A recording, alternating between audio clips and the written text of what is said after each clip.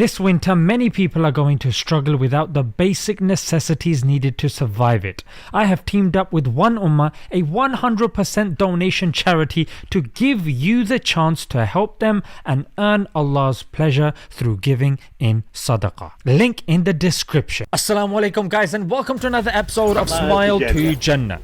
Grooming gangs. Yeah, if you're in the da'wah or you've been giving da'wah or talking about Islam with non-Muslims, this term typically tends to come up because the right wing, the far right, have hijacked this term and linked it to Asians and then linked it further to Islam. Yeah, you've got certain people, I don't want to dignify them by mentioning their names, but again, they're trying to make it seem like it's a Muslim issue or at the very least, a race issue. However, of course, if you have been following my channel, you know, and you're equipped to deal with this nonsense, frankly. I mean, here's a Guardian article admitting that a Home Office report concluded that it is not an Asian problem. They've admitted that it's a white problem. Yeah, it's majority people that are white, but when you paint it out to be an Asian problem, when it finally happens, for example, you can see this bit of news that a police officer was involved in grooming.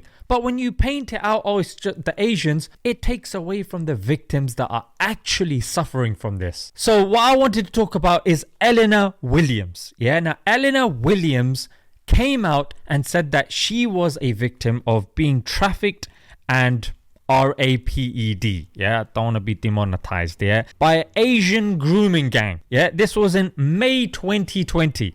Now this caused an uproar, yeah. Somebody created a Facebook page, it had 100,000 followers, they raised money for her, which got up to about £22,000. In the area that she was called Barrow, the far right made extreme gains in that area. People on her street had purple elephants, yeah, as a symbol for her. She had merchandise like t-shirts and mugs and all these sorts of things that were being sold. The people that had bitter brown skin were receiving death threats.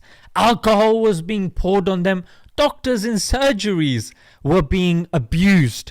Yeah, some people had to move out the area. Some had to move colleges, frankly. But it has emerged that the injuries that we saw were self-inflicted. Yes, she did it to herself using something called a claw hammer, which she bought from Tesco, mate.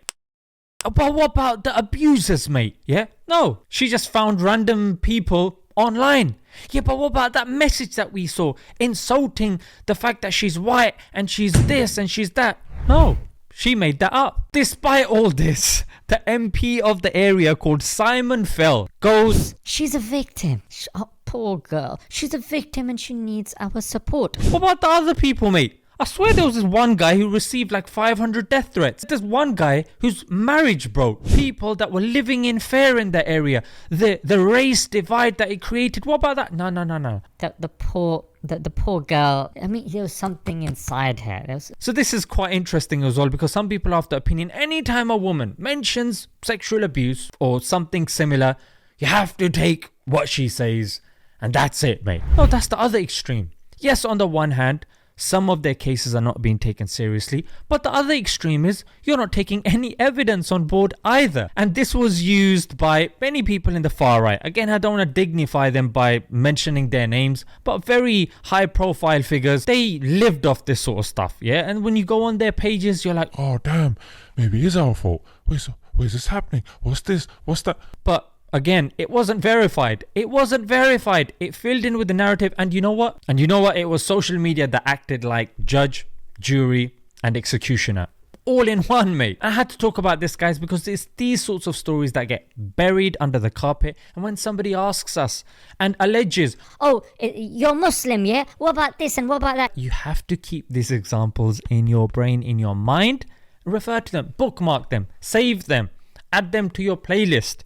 That's why, guys, you watch these videos, mashallah, you are ahead of the curve and ahead of the game. If you want to support what I'm doing, of course, I've got the Patreon in the description. Allah bless you guys for supporting. If you can, of course. If you can't, enjoy the comment. At least hit the like, drop a comment, and keep supporting, guys. Let's stay real in this fake world. Let's leave it there. Until next time.